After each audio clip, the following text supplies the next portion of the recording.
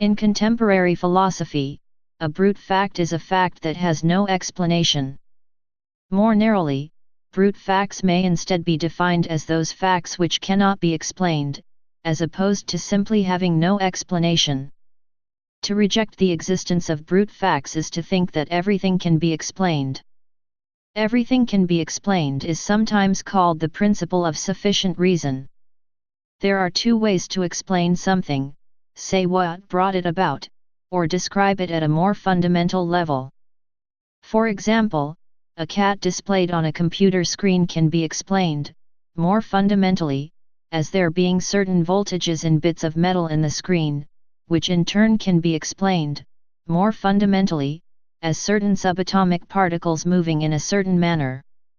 If we keep explaining the world in this way and reach a point at which no more deeper explanations can be given, then we would have found some facts which are brute or inexplicable, in the sense that we cannot give them an ontological explanation. As it might be put, there may exist some things that just are. The same thing can be done with causal explanations. If nothing made the Big Bang expand at the velocity it did, then this is a brute fact in the sense that it lacks a causal explanation. Brute/scientific fact. Henri Poincaré distinguished between brute facts and their scientific descriptions, pointing to how the conventional nature of the latter always remained constrained by the brute fact in question. Pierre Duhem argued that just as there may be several scientific descriptions of the same brute fact, so too there may be many brute facts with the same scientific description. Anscombe. Anscombe wrote about how facts can be brute relative to other facts. Simply put, some facts cannot be reducible to other facts, such that if some set of facts holds true, it does not entail the fact brute relative to it. The example she uses is that of someone owing a grocer money for supplying them with potatoes. In such a case, the set of facts, e.g. that the customer asked for the potatoes, that the grocer supplied them with the potatoes, etc., does not necessarily entail that the customer owes the grocer money. After all, this could all have transpired on the set of a film as a bit of acting, in which case the customer would not actually owe anything. One might argue that if the institutional context is taken into account, putatively brute facts can be reduced to constituent facts. That is, in the context of something like the institution of a market, a customer ordering potatoes, etc. would entail that they owe the grocer compensation equal to the service that was provided. While Anscombe does acknowledge that an institutional context is necessary for a particular description to make sense, it does not necessarily follow that a particular set of facts holding true in an institutional context entails the fact brute relative to it. To wit, if the example is indeed considered in the institutional context necessary for descriptions of owing, it could still be the case that the customer does not owe the grocer, per the counterexample of a film production. This fundamental ambiguity is essentially what makes a fact brute relative to other facts.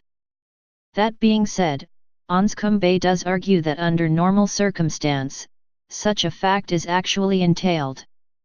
That is, if it is true that a customer requested potatoes, etc., then under normal circumstances the customer would indeed owe the grocer money. However, because such entailment is conditional on such a set of facts holding true under a particular set of circumstances, the fact entailed is still fundamentally brute relative to such facts, just that in such a case the leap in inference occurs at the level of the circumstances, not that of the facts themselves.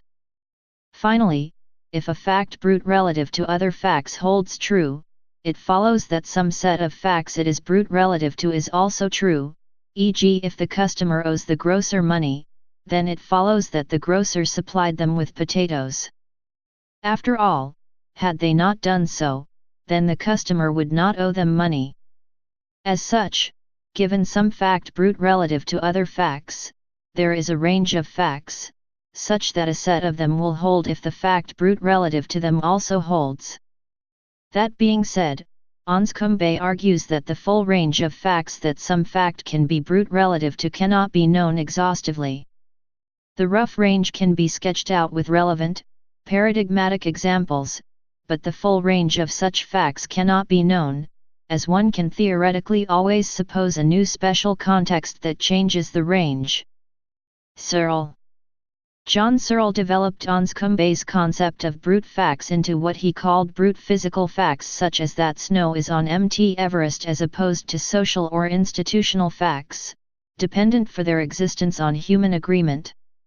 Thus, he considered money to be an institutional fact, which nevertheless rested ultimately on a brute physical fact, whether a piece of paper or only an electronic record. Searle thought that the pervasiveness of social facts could disguise their social construction and ultimate reliance upon the brute fact. Thus, we are, for example, trained from infancy, in his words, to see cellulose fibers with green and gray stains, or enamel-covered iron concavities containing water, dollar bills, and full bathtubs. Opposition. The principle of sufficient reason is sometimes understood to entail that there are no brute facts. Please subscribe and thanks for watching.